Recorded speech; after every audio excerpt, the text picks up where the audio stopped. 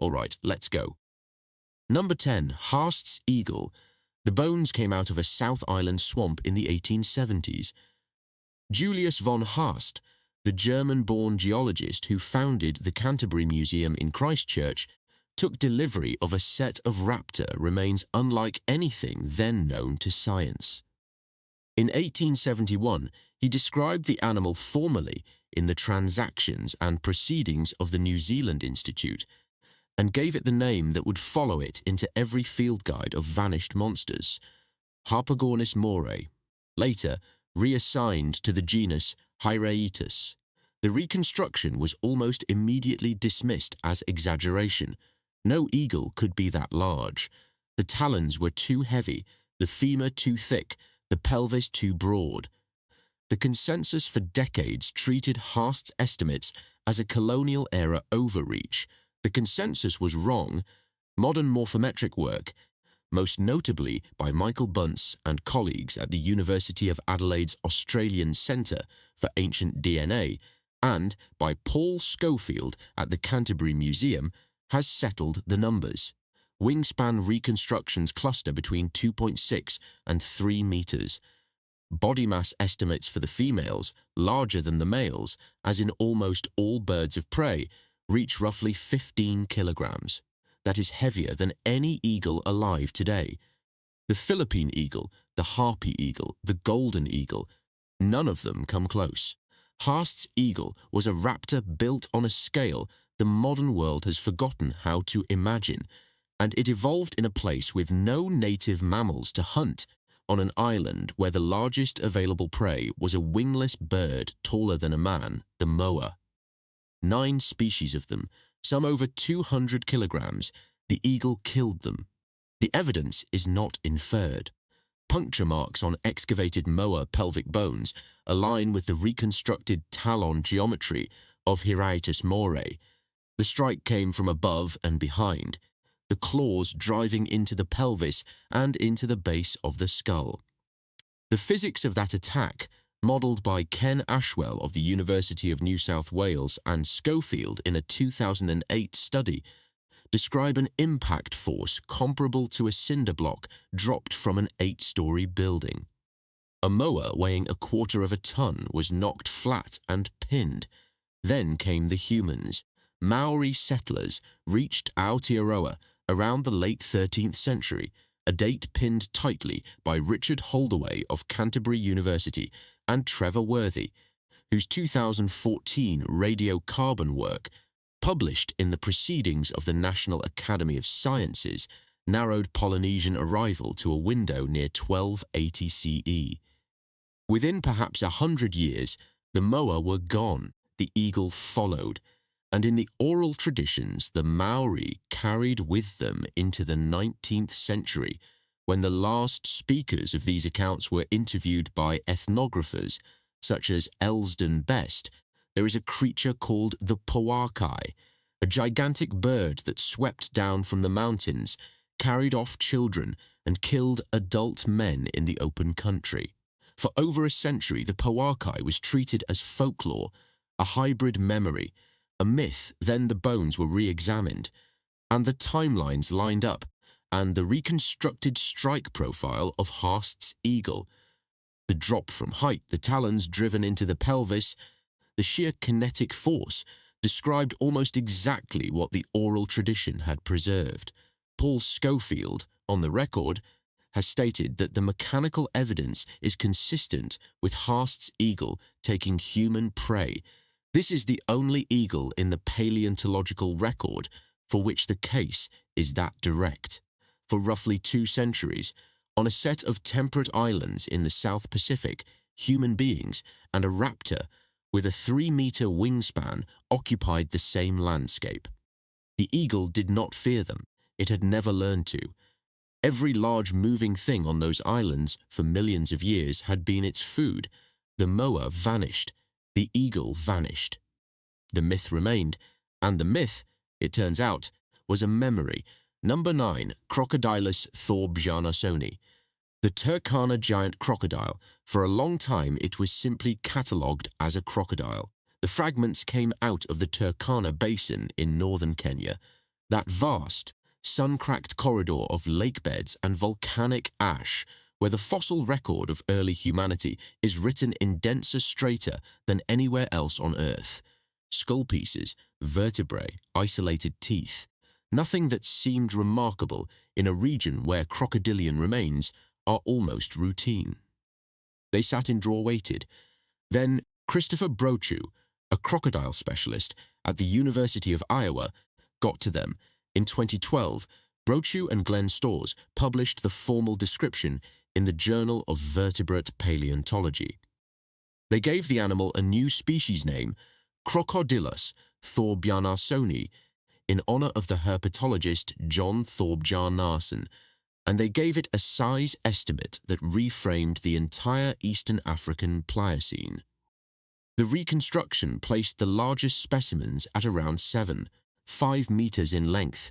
That is longer than any saltwater crocodile alive today. Longer than the largest confirmed Nile crocodile ever measured.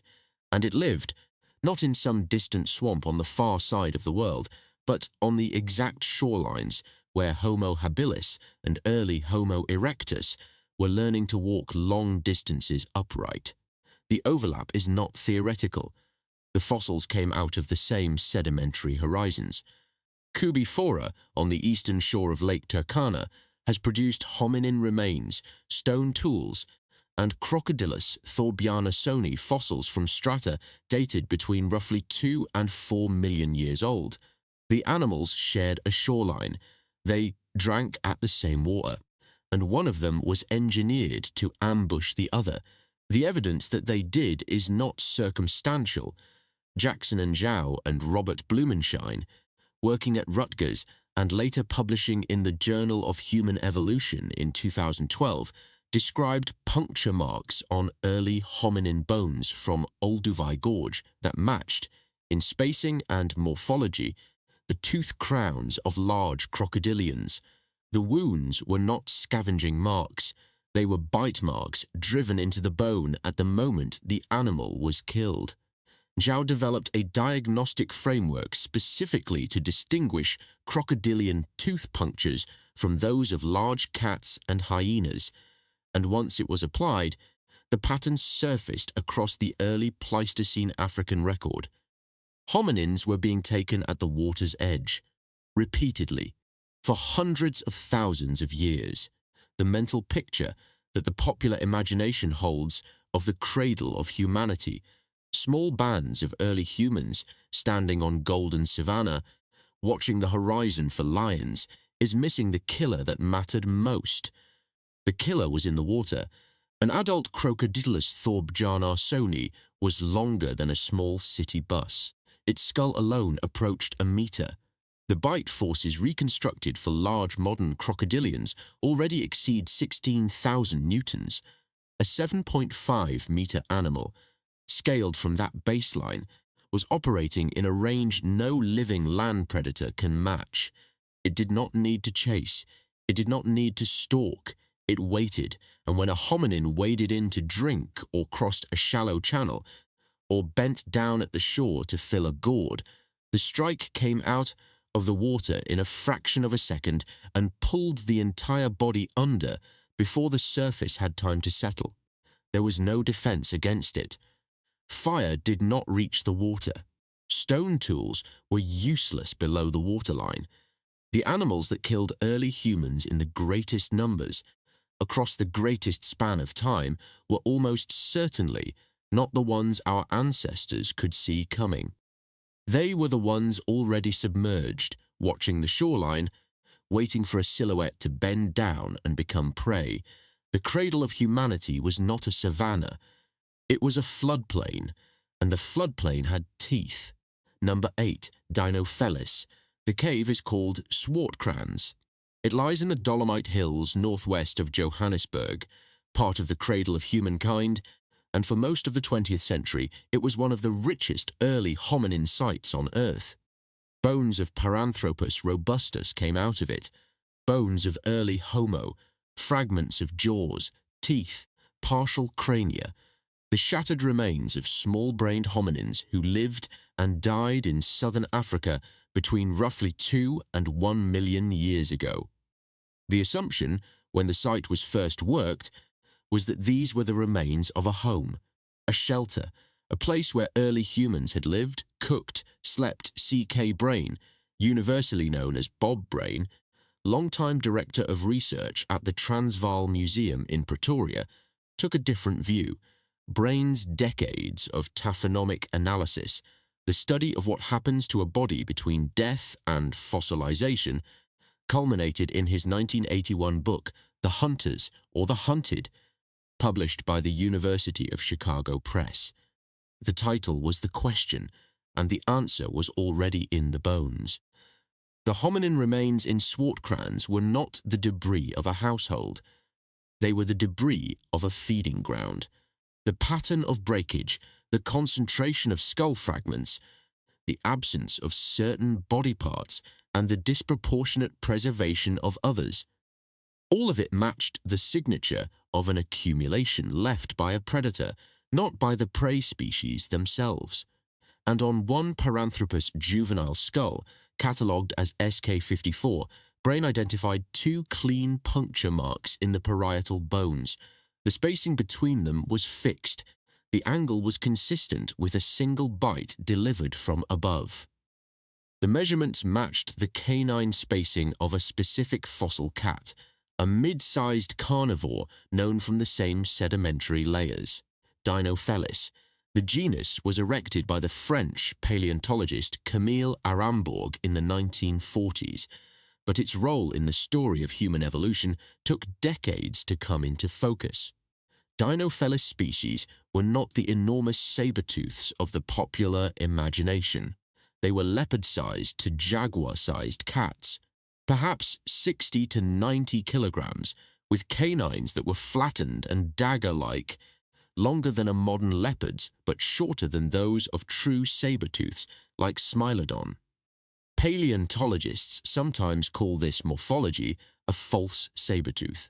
It is the anatomy of an animal built to deliver a single, precisely placed killing bite to a soft target such as the throat or the top of the skull of an upright primate. The 2 puncture marks on SK54 sit at the crown of the head.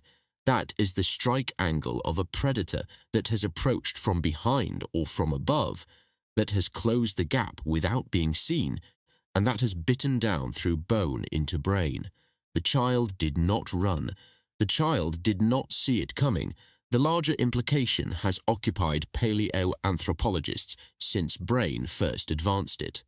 In a landscape crowded with large carnivores, lions, leopards, hyenas, 3 species of sabertooth, the question is whether any of them specialized in hominin prey.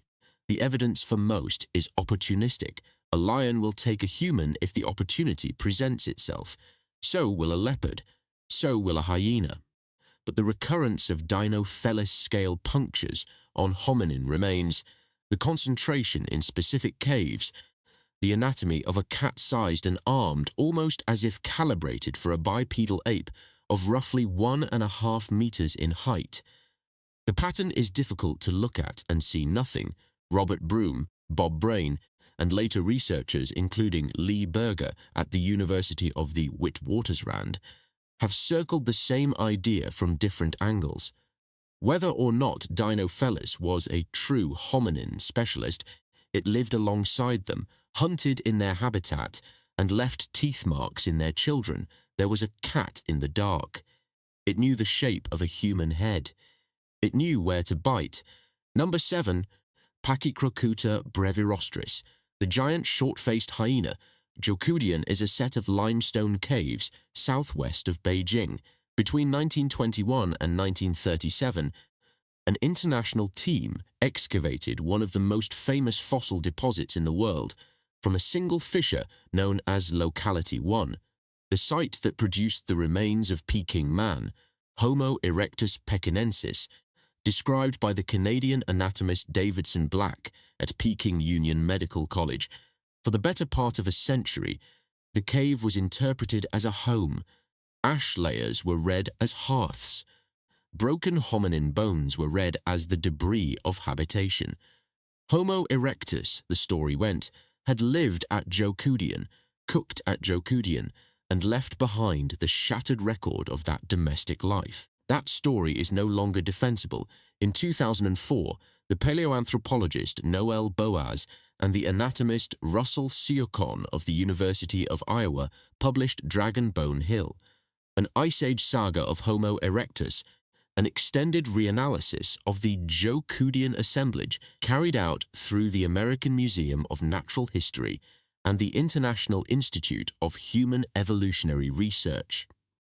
Their conclusion, drawn from the taphonomy of the bones themselves, the fracture patterns, the bite marks, the differential preservation, the ratios of skeletal elements, was that locality 1 had not primarily been occupied by hominins at all. The dominant accumulator of the bone assemblage, including the majority of the Homo erectus remains, was a carnivore, a specific one, Pachycrocuta brevirostris, the giant short-faced hyena.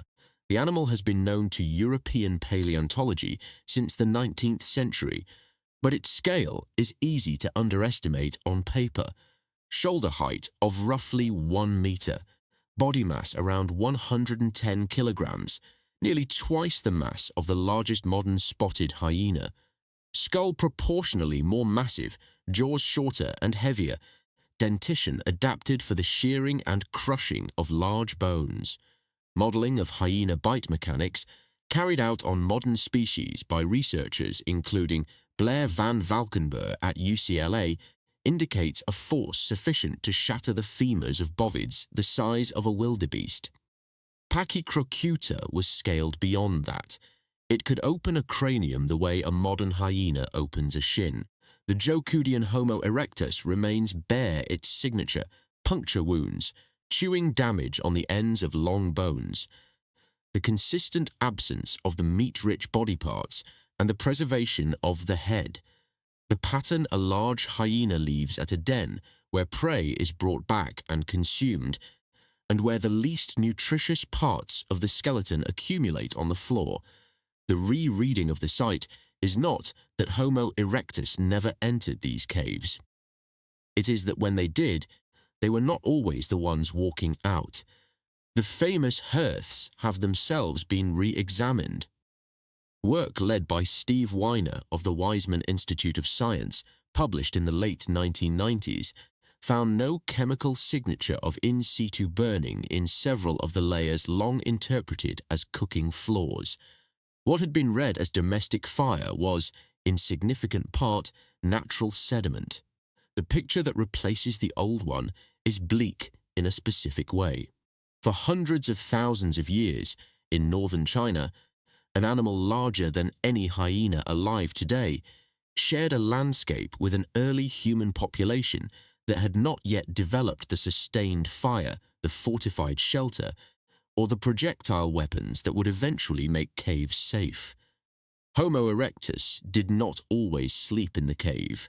Sometimes, Homo erectus was dragged into the cave, and what remained on the floor, after Pachycrocuta had finished, was the fossil record from which modern science first learned what our ancestors looked like. The most famous early human fossils in Chinese paleontology were, in a real sense, curated by a predator. The cave was never a home. It was a larder. Number 6, Homotherium latidens. The scimitar cat Friesenhahn Cave sits in the limestone country north of San Antonio, Texas. The Texas Memorial Museum, working through the University of Texas at Austin, excavated it in the 1940s and 1950s under the direction of Glenn Evans. What came out of the sediment was one of the strangest predator sites in North American paleontology. Hundreds of bones, most of them from juvenile mammoths, Mammuthus columbi calves, aged roughly 2 to 4 years at death, piled in a deposit that could not have accumulated by accident. Interspersed with the calves were the remains of the predator that had brought them there, Homotherium latidens, the scimitar-toothed cat. The name comes from the shape of its canines. Not the long, curved daggers of Smilodon, but shorter, flatter, serrated blades, the anatomy of a slashing bite rather than a stabbing one. The rest of the animal was built to a different specification from the ambush cats. Long forelimbs, shorter hindquarters, a sloped back reminiscent of a hyena's, an inner ear morphology adapted for tracking prey in fast motion. Homotherium was cursorial. It did not lie in wait and pounce. It ran. It ran in daylight. And on the strength of the Friesenhahn assemblage and comparable deposits across 3 continents, it almost certainly ran in coordinated groups. The geographic reach of the genus is where the picture becomes strange. Homotherium fossils have been recovered from North America, Eurasia, and Africa. It was one of the most widely distributed large carnivores of the Pleistocene, and for decades it was assumed to have gone extinct in Europe well before the end of the last ice age. A relic vanished by roughly 300,000 years ago. That assumption was in place, uncontested, for most of the 20th century. In 2000, a Dutch fishing trawler working in the North Sea, off the coast of the Netherlands, brought up in its net a fragment of mandible from the seabed. The specimen was studied by Jelle Rume of the Natural History Museum Rotterdam and colleagues, and the results were published in the Proceedings of the Royal Society B in 2003. Radiocarbon dating placed the bone at approximately 28,000 years old.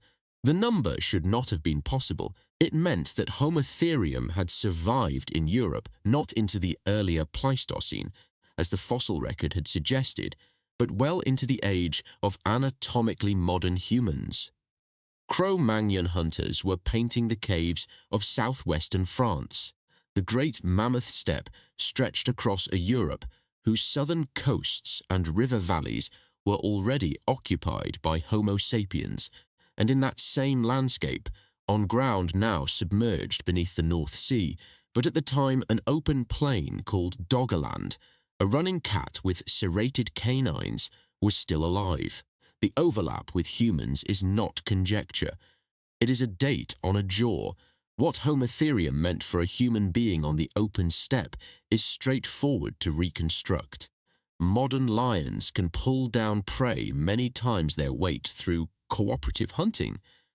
The anatomy of Homotherium is consistent with the same behavior, and possibly more of it. A small group of scimitar cats, coursing at speed across open country, was a threat against which a Paleolithic band armed with spears had a narrow margin. The prey they preferred was juvenile proboscideans. But a human, alone or lightly armed, in open ground, at the wrong hour, a human was well within the size range Homotherium was engineered to run down. The species had one of the longest tenures of any large predator in mammalian history. It watched the rise of the genus Homo from its beginnings. It was still watching when the modern human mind emerged, and somewhere on the sunken plain, now under the North Sea, 28,000 years ago, a cat that our ancestors thought had already been gone for 250,000 years was still on its feet and still running. Number 5, Arctodus simus, the giant short-faced bear. For most of the 20th century, the animal had a modest reputation. Björn Kurten, the Finnish paleontologist whose work at the University of Helsinki defined much of what is known about Pleistocene carnivores, described Arctodus simus in detailed monographs through the 1960s and 1970s, and the early consensus that formed around his reconstructions was cautious. Long legs, a relatively slender build for a bear, perhaps, some argued, a scavenger, an animal that used its size and reach to drive smaller predators off their kills and feed on what was left. The name that circulated in popular writing was the running bear. It sounded almost benign. That reading is no longer credible. The animal was not small. Reconstructions by the Danish paleontologist Per Christiansen, published in Annales Zoologici Fennici in 1999, placed the largest known individuals in a mass range of roughly 700 to 1,000 kilograms, with the largest specimens, such as the enormous individual from the Fulton County site in Indiana, possibly heavier still. Standing on its hind legs, a full-grown Arctodus reached over 4 meters. Standing on all four, its shoulder was still above the head of an adult man. It was one of the largest terrestrial mammalian carnivores of the Cenozoic. On a flat plain in North America, at the end of the last ice age, there was no living land predator today that would have been in its weight class. The scavenger hypothesis fell to chemistry. Paul Mathias, working at the University of Alaska Fairbanks, analyzed the stable isotopes preserved in the bone collagen of Arctodus specimens from Alaska and the Yukon. Nitrogen isotope ratios in bone reflect the trophic level at which an animal has been feeding. The higher the ratio, the more meat, and the more of that meat has come from other high trophic sources. The Arctodus isotope signatures came back at the top of the terrestrial food web. They matched hypercarnivores. They did not match scavengers or omnivores. The animal was eating meat, and eating a great deal of it, and eating it directly from prey. It was almost certainly killing itself. Then the anatomy was reread against that finding. The proportionally long limbs and shortened lumbar region were reconsidered, not as adaptations for endurance travel across a home range, but as the build of an animal capable of sustained pursuit across open ground. A modern grizzly bear can outrun a human over a short distance. Arctodus on the same terrain could very likely run further, longer, and with a stride length that a hominin on 2 legs could not have matched. The temporal overlap with humans is the part of the record that lands hardest. The first securely dated human presence in the Americas, including sites such as Bluefish Caves in the Yukon, reanalyzed by Lauriane Bourgeon and colleagues from the Université de Montréal in a 2017 paper in PLOS One, extends back to roughly 24,000 years ago, with strong evidence of a widespread human expansion by around 14,500 years ago. Arctodus was still on the landscape. Radiocarbon dates on Arctodus remains from across North America cluster into the terminal Pleistocene, with the last confirmed individuals dying out around 11,000 years ago. The animal did not vanish before the first Americans arrived. The animal was there when they arrived. It was there for thousands of years afterward. The corridor through which the earliest human populations spread down through the interior of the continent was the corridor Arctodus already occupied. A predator that would not have hesitated, a predator that could see over the tallest grass, a predator against which a small band of hunter-gatherers on foot in the open without horses would have had almost nothing. There was no outrunning it. There was no tree tall enough to climb. Number 4, Panthera spelaea. The cave lion. The panels are in a cave in southern France called Chauvet-Pont d'Arc, and they are older than almost anything most people are prepared to accept. When Jean-Marie Chauvet, Eliette Brunel, and Christian Hilaire pushed through a hidden passage in the Ardèche cliffs in 1994, they found themselves in a chamber whose walls carried some of the most sophisticated Paleolithic art ever recovered: horses, rhinoceroses, bison, and, in one panel that has since become one of the most reproduced images in prehistoric archaeology, a group of lions, the dating was conducted under the direction of Jean Clot, working through the French Ministry of Culture. Radiocarbon assays on charcoal from the drawings and on scrapings from beneath the pigment, published in successive papers in the Journal of Archaeological Science, and confirmed by subsequent uranium-thorium work by researchers including Anita Quiles, place the earliest Chauvet paintings at over 30,000 years old. The lions on those walls were drawn by anatomically modern humans watching them in life. They were not drawing Panthera leo. They were drawing Panthera spelaea. The Eurasian cave lion, the species is known from a fossil record that stretches from Western Europe to Eastern Beringia. Skeletal reconstructions place adult cave lions at roughly 10% larger than modern African lions on average, with the largest males reaching body masses around 300 kilograms. The proportions were slightly different: longer limbs, a somewhat narrower ribcage, and the fossil record, unusually for a Pleistocene cat, has produced multiple frozen carcasses from the Siberian permafrost. In 2015, a pair of cave lion cubs, later named Uyan and Dina, were recovered from the banks of the Uyandina River in Yakutia by a team including Albert Protopopov of the Academy of Sciences of the Republic of Sakha.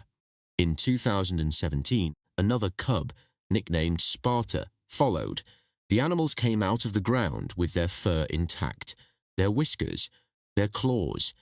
The predator that terrified the artists of Chauvet is one of the few extinct megafauna whose faces the modern world has actually seen. The Chauvet panel shows the lions moving as a group. The proportions are precise. The Paleolithic artist knew the difference between males and females, knew the posture of a hunting cat, knew the angle at which the head is carried when the animal has fixed on prey. These are not schematic images. They are field observations recorded in ochre, and the observations were made by a species that shared the same landscape, the same herds, and the same shelter caves. The next piece of evidence is the one that shifts the tone of the encounter. In 2016, a research team led by Marianne Cueto and published in PLOS ONE described a pendant recovered from La Gama Cave in Cantabria, Spain.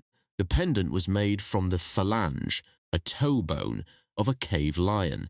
Cut marks on the specimen were consistent with skinning. The bone had been removed from an intact paw, and the paw had been removed from a lion that had been killed by human hunters. Additional research on other Iberian and French sites has produced further cave lion remains, bearing cut marks associated with human tool assemblages. The relationship, in other words, was not passive. Modern humans and cave lions were not merely occupying the same country. They were, on some occasions, hunting each other. A cave lion that entered a shelter where humans were sleeping was as capable of killing every person inside as any modern lion would be. A cave lion that was killed by humans, and the La Gama pendant is direct evidence that some were, represented a scale of confrontation the archaeological record rarely provides in such physical form. The lions on the wall of Chauvet were painted by people who knew exactly what they were looking at. Some of them had watched a lion take someone. Some of them had watched a lion be taken. The images are not decoration. They are memory. Number 3, megalania. Varanus priscus, in 1859, the anatomist Richard Owen, the same man who invented the word dinosaur, described a fragment of vertebra from Australia as belonging to a giant monitor lizard. He named the animal Megalania prisca. The name has since been revised to Varanus priscus, placing it firmly in the genus of modern monitor lizards alongside the Komodo dragon, but the older name has never quite left the literature. Megalania. Great Roma.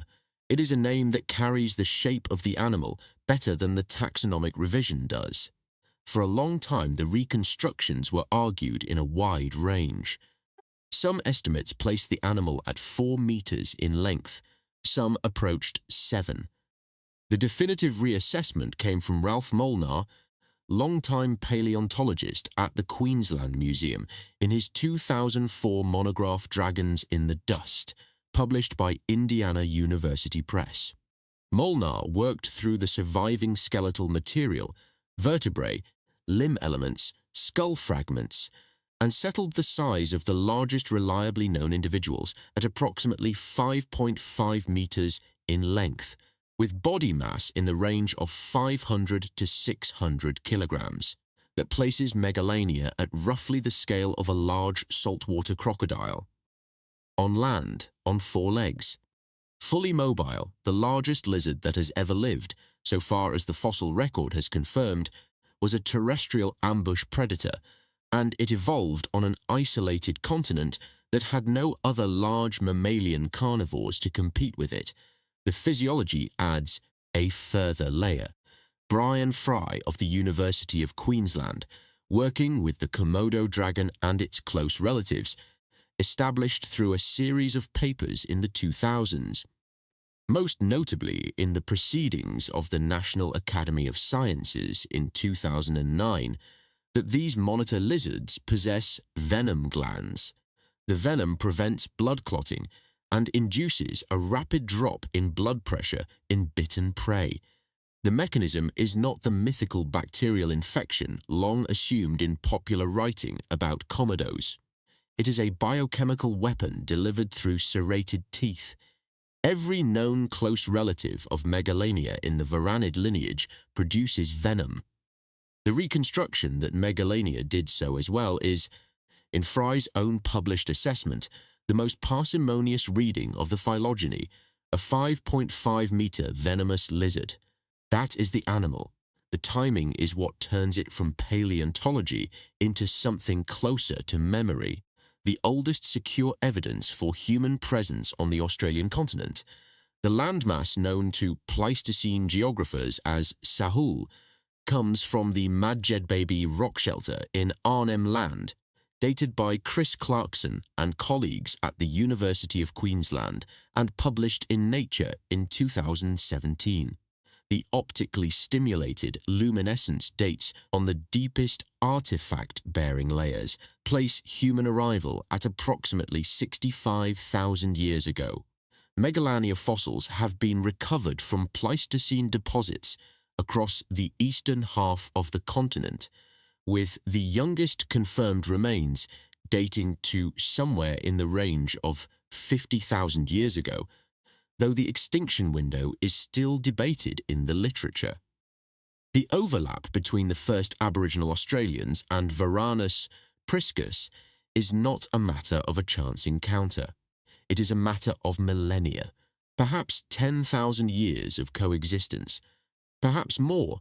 There has been no shortage of speculation about whether Megalania survived even later, and the modern Australian cryptozoological tradition includes recurring reports of enormous unidentified lizards in the interior. Those reports are not supported by any confirmed physical specimen, and the fossil record does not extend the animal into the Holocene. It is not alive today. That does need to be stated plainly, but it was alive when human beings walked into its range, and the human beings who did so were unarmed, on foot, with no prior experience of a reptilian predator on that scale. The first Australians did not simply enter a new continent. They entered a continent whose apex predator was a venomous lizard the size of a saltwater crocodile, and, for a long time, they lived with it. Number 2. Smilodon populator. The species is the largest of the sabertooths, and the mental image most people carry when they hear the word sabertooth. The enormous, muscular, snarling cat with 2 blades protruding from its upper jaw is not really Smilodon fatalis, the North American form best known from the La Brea tar pits. It is Smilodon populator. The southern species, the South American giant.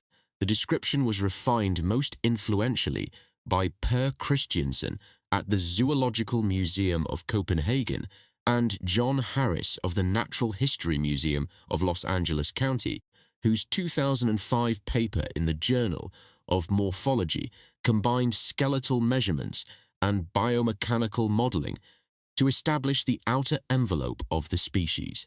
The largest known individuals reached body masses in the range of 400 kilograms. That is larger than any tiger alive today, and heavier than the largest known Panthera atrox, the American lion.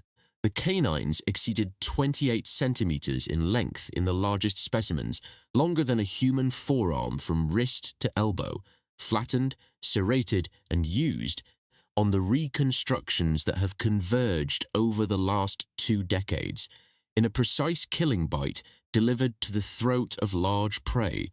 The mechanics of that bite have been studied in detail. Colin McHenry and colleagues, working at the University of Newcastle in Australia, published finite element analyses of Smilodon skulls in the Proceedings of the National Academy of Sciences in 2007. The results indicate that the animal did not rely on the raw crushing bite of a modern lion. Its skull was not built for that kind of stress. Instead, Smilodon populator used the powerful musculature of its neck and forelimbs to restrain prey completely, and then delivered a single precise slicing bite into the throat, using the sabers to sever the trachea and the great vessels. Death came in seconds. The animal did not need to hold on. It needed only to strike once, cleanly. The isotope record confirms what the anatomy suggests. Hervé Bocherens and colleagues at the University of Tübingen, publishing in Boreas in 2016, analyzed carbon and nitrogen isotope ratios in Smilodon populator bone collagen from Argentine and Brazilian Pleistocene sites. The results placed the animal at the very top of the South American terrestrial food web, feeding on the continent's largest available prey species, Toxodon, Macrauchenia, juvenile gomphotheras, ground sloths of every size class. Whatever the largest herbivore on the continent was, at any given time and place, that was what Smilodon populator was killing. And into that continent walked humans. The date of human arrival in South America has been pushed steadily deeper into the past over the last 3 decades. Tom Dillehay of Vanderbilt University established through decades of work at the Monte Verde site in southern Chile that human occupation reached the far end of the continent by at least 14,500 years ago. Subsequent finds, at sites including Huaca Prieta on the Peruvian coast and Arroyo del Vizcaíno in Uruguay, have extended and complicated that record, with some dates suggesting even earlier human presence. Smilodon populator was still on the landscape. Its youngest confirmed remains date to the very end of the Pleistocene, roughly 10,000 years ago.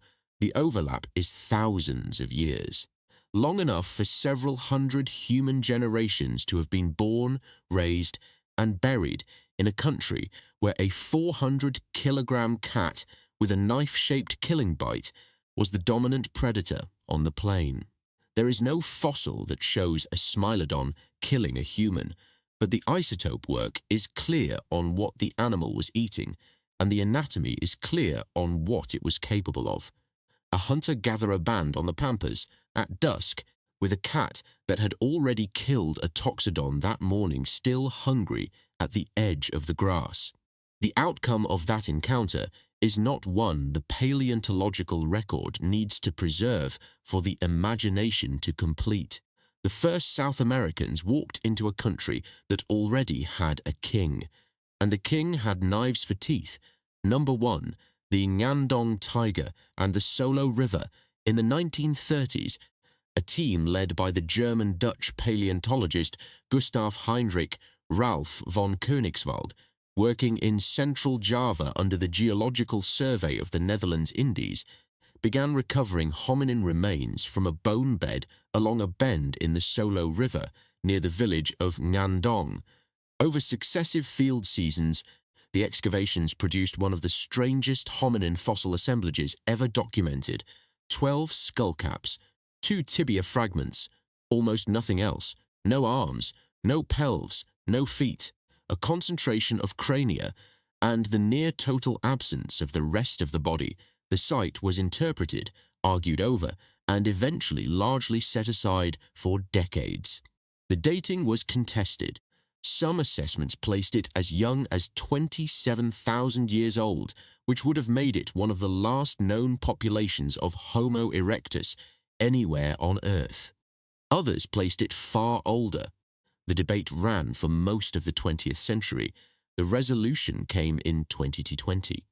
A team led by Jan Rizal of the Bandung Institute of Technology and Russell Siokon of the University of Iowa, publishing in Nature, redated the Nyandong bone bed using a combination of luminescence and uranium series techniques on the sediments and on associated fauna.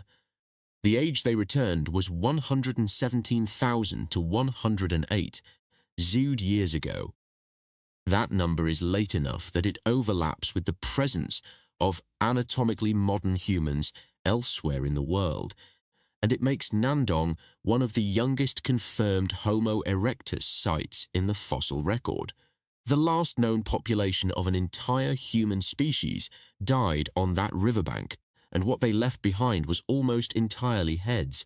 The mammalian carnivore fauna of Pleistocene Java is well documented. Panthera tigris soloensis, the Nyandong tiger, described from remains at the same and adjacent deposits, is estimated from its dental and post-cranial material to have exceeded the mass of any tiger alive today, with weight reconstructions placing large individuals well over 350 kilograms, comparable to the largest modern Siberian tigers and possibly larger. Leopards were also present, and here is the detail that ties the site together, the detail that most viewers will never encounter in a general summary of Homo erectus. Modern large felids, tigers, leopards, routinely dismember their prey at the kill site, consume the body over a period of days, and carry the skull separately to a preferred feeding location. Field studies of leopard prey caches in India, Africa, and Nepal have repeatedly documented this behavior. The head is often the last part of the prey to be abandoned, and is often abandoned in a place different from where the animal was killed. What accumulates at a big cat cache over time is a disproportionate concentration of crania and very little of the rest. The Nyandong assemblage matches that signature. The implication, first raised in this form by researchers examining the taphonomy of the site, is that the 12 skull caps of Homo erectus recovered from the bone bed along the Solo River may not represent a human occupation at all. They may represent the accumulated feeding activity of a large carnivore that was working the same floodplain over some undetermined period, and that was, one at a time, bringing home the heads of a hominin population it had killed. An entire population of an extinct human species may survive in the fossil record for only one reason. Not because they buried their dead, not because they lived in a shelter that preserved them, but because something was eating them and it liked to save the heads. That is where the human past becomes something other than a triumphal story. The foundations of everything that is known about deep time, every timeline, every family tree, every reconstruction of the vanished branches of the genus Homo rest on fragments that were preserved for reasons that were not human. Sometimes the fragments were preserved by chance, sometimes by geology, and sometimes, in the specific case of a bone bed on a river in Java, they may have been preserved by a predator's habit. The species that stood upright on this planet did not stand alone. It shared the ground with animals that were faster, larger, better armed, and older in the business of killing than any hominin ever became. For most of the human story, those animals were the majority. The written record is 4,000 or 5,000 years old. The predatory record is millions. The safe, quiet apex of the food web position modern human beings occupy today is a recent, thin, and historically strange arrangement. It is not the natural condition of the species. The fossil record is not a history of what the ancestors did. It is, in large part, a history of what was left behind after something else was finished. The Solo River still runs. The bone bed is still there. The skulls are in a museum. If you want to see more videos like this, click the video on screen now and make sure to subscribe.